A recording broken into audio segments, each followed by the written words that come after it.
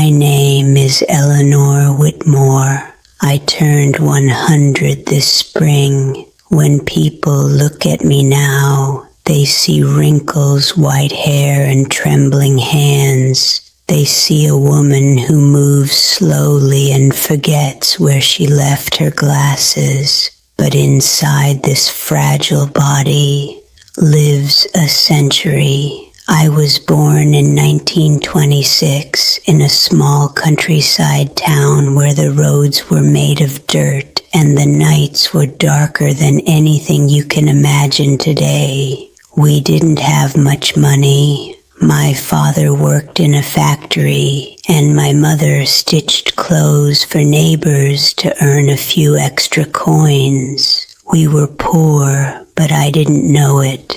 As a little girl, I thought the world was magical. I chased butterflies in the fields. I climbed trees in my dress and came home with scratched knees. My mother would scold me, but she'd smile while doing it. Back then, happiness was simple. Bread with butter felt like a feast.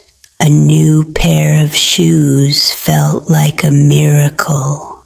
When I was 12, I learned something about life. It can change overnight. My father lost his job. I remember the silence at dinner that evening, the kind of silence that feels heavy in your chest. My mother tried to act normal, but I saw the fear in her eyes. That was the first time I understood what responsibility meant. At 16, I left school to help my family. I worked in a small grocery shop, long hours, very little pay, but I felt proud handing my mother my first earnings. I thought being an adult meant being strong all the time. I was wrong. At 19, I fell in love for the first time. His name was Thomas. He had kind hands and a laugh that filled a room. He used to wait outside my workplace just to walk me home. He told me I was beautiful even when I felt invisible. We dreamed together of a house with blue shutters, of children running in the yard, of growing old side by side. We got married at 22. Our first home was tiny. The walls were thin and the winters were cold. We couldn't afford much furniture, so we used wooden crates as tables. But every night we sat together and talked about our future like it was a treasure waiting to be opened. We fought sometimes, over money, over stress, over exhaustion. Marriage is not a fairy tale. It is two imperfect people choosing each other again and again. At 25, I became a mother.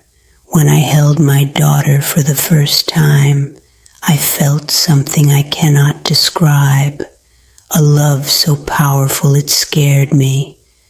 Suddenly, my own life felt less important. Motherhood is beautiful, but it is also lonely. There were nights I cried quietly in the kitchen because I was tired. There were days I felt like I was losing myself, but when she smiled at me, everything felt worth it. We had 3 children in total. The house that once felt big suddenly felt small. Toys everywhere, laughter everywhere, noise everywhere. I used to wish for silence. Now I miss that noise more than anything.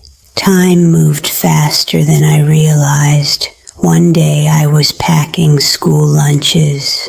The next I was helping them pack for college. The house became quiet, too quiet.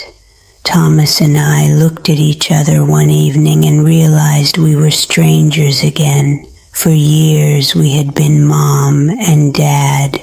Now we had to remember how to just be us. It was not easy, but it was beautiful. We started taking evening walks, holding hands like we did when we were young, talking about dreams we had forgotten. At 58, I lost my mother. No matter how old you are, losing your parent makes you feel like a child again. I remember standing at her funeral, feeling a part of my history disappear. That is when I began to understand something. We are all temporary. At 67, I lost Thomas. That was the hardest year of my life. 50 years together, and then suddenly silence. I used to wake up in the middle of the night reaching for him. I would turn to tell him something only to remember he wasn't there. Grief is strange. It doesn't scream forever. It slowly becomes a quiet ache that lives with you. I thought I would never feel joy again, but life keeps going. My grandchildren filled my world with new laughter, their tiny hands holding my wrinkled ones, their questions about the old days. They looked at me like I was history. Maybe I am. At 80, I began losing friends. Each year, another funeral, another empty chair. You start realizing you are becoming part of a disappearing generation. At 90, I stopped worrying about what people thought of me. It's funny, we spend most of our lives trying to impress others, and in the end, it doesn't matter at all. No one on their deathbed says, "I wish I worked more. I wish I argued longer. I wish I cared more about opinions." We say, "I wish I loved more. I wish I forgave sooner.